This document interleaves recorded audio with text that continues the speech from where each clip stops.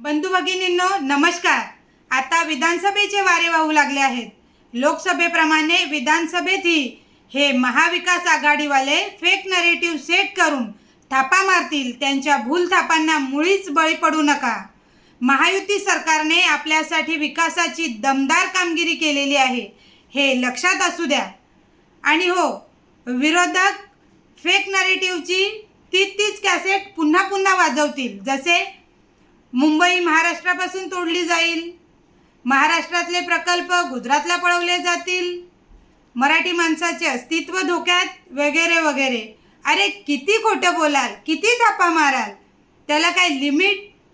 खोटं बोला पण रेटून बोला, ही वृत्ती सोडा आता।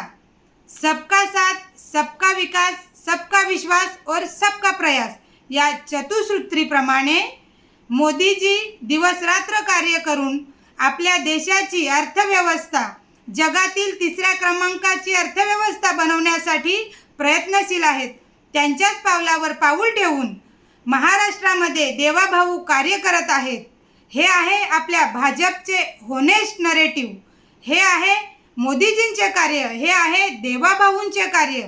देवाभाऊंनी ठरवले आहे महाराष्ट्राला देशातील नंबर 1चे राज्य बनवण्यासाठी। त्यासाठी ते विरोधकांची किंवा त्यांच्या टीका टिप्पणीची जराही पर्वा न करता महाराष्ट्रासाठी झटत आहेत। मुद्दई लाख बुरा चाहे तो क्या होता है, वही होता है जो मंजूर खुदा होता है। विकासाचा एकच मंत्र, देशात नरेंद्र, राज्यात देवेंद्र। जय श्रीराम, जय श्री कृष्ण।